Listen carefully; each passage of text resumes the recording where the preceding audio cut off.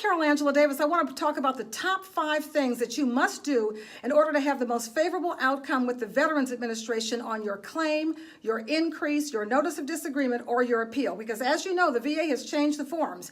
Now they're really designed to be read by a computer so they can do the claims faster. That's good for you because you get your money faster, but it's bad for you because it takes a lot of the humanity out of the ratings process. So you really have to have your file done correctly so that you can get the most favorable outcome. So here are the 5 things you want to do to make sure that you get the most favorable outcome for you, which means the highest possible rating for your disability.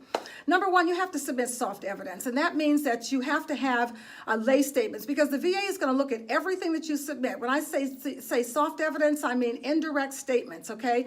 They're going to look at everything, so you have to make sure that you have statements coming in by your friends and family members, former soldiers, your boss, your veterans representative, whoever it is, clearly outlining your condition so the VA understands what's going on with you. Remember, the VA gets hundreds and thousands of claims, so it's very hard to focus on one person when you have so many claims coming in, and you have to rate them as quickly as possible. Second, you want to document your medical file correctly, okay? What does that mean? That means making sure your condition is accurately represented in your medical file, okay?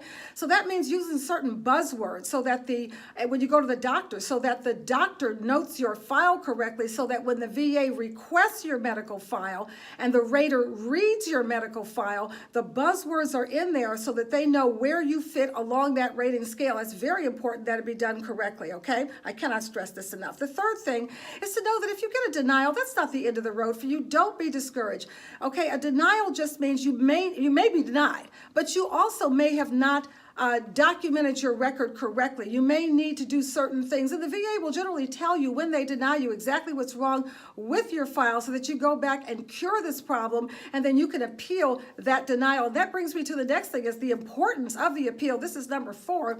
The importance of the appeal. I cannot stress this enough. The VA is not trying to not give you money. The VA is really trying to give you the money, but the file has to be constructed correctly. So if you get a denial, you just go ahead and appeal. And the VA has also revamped the appeals process. They have several different levels of appeal so that you can go through the appeals process. If you get another denial, you can go through it at another level and keep on building and constructing your file so that the VA can clearly understand what happened to you, how are you living with it, and how has it gotten worse over the years, and how is that impacting your life? It's very important. And finally, and the 5th thing is to understand that a 0% rating is not a bad thing. It's actually a good thing, because the VA is saying, we understand you have this condition, we understand that it is service related, but it's not to the level where we think we can rate it. And in many cases, it's because you simply have not documented your file correctly. And again, that goes back to those lay statements, and that's why you want to work with someone who can help you put that file together. I strongly